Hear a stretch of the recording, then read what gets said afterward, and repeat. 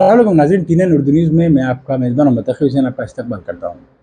ناظرین، ایک انتہائی افسوسناک خبر کے ساتھ میں آپ کے سامنے پیش ہوا ہوں۔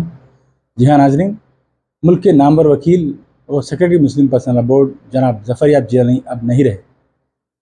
ظفریاب جیلانی ملک کے نامور وکلاء میں جن کا شمار کیا جاتا تھا۔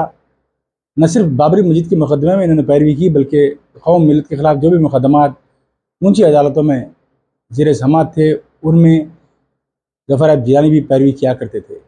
ظفریاب جیلانی ایک سچے محب وطن کے ساتھ ساتھ ایک محب قوم بھی تھے۔ انہوں نے قوم کی ہمیشہ ہی سے قانونی مدد کی اور مختلف مقدمات میں نمائندگی کی۔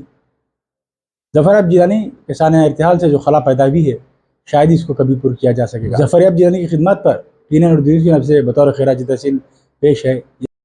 کہ ملک کے نامور و سینئر ایڈوکیٹ اور آل انڈیا مسلم پرسنل لا بورڈ کے سیکرٹری ظفریاب جیلانی کا آج صبح لکھنؤ میں انتقال ہو گیا۔ وہ 73 سال کے تھے۔ جیلانی کے فرزند نظم ظفریاب نے بتایا کہ ان کے والد نے لکھنؤ کے نشاط ہاسپٹل میں صبح تقریباً 11:50 پر آخری سانس لی۔ وہ کافی عرصے سے خرابی صحت سے متاثر تھے۔ پسماندگان میں اہلیہ، 2 بیٹے اور 1 بیٹی ہے۔ جیلانی بابری مسجد معاملے میں وکیل تھے اور اتر پردیش کے ایڈیشنل ایڈوکیٹ جنرل بھی رہ چکے تھے۔ ظفریاب جیلانی مسلم پرسنل لا بورڈ کے سیکرٹری ہونے کے ساتھ ساتھ بابری مسجد مقدمے میں سنی وقف بورڈ کی جانب سے مقدمے کی پیروی کی۔ اس کے علاوہ وہ مسلمانوں سے متعلق دیگر مقدمات میں پیروی کیا کر رہے تھے۔ سماجوادی پارٹی کے تئیں نرم گوشہ رکھتے تھے۔ ظفریاب جیلانی ایک محب وطن و محب قوم کی حیثیت سے ہمیشہ یاد کیے جائیں گے۔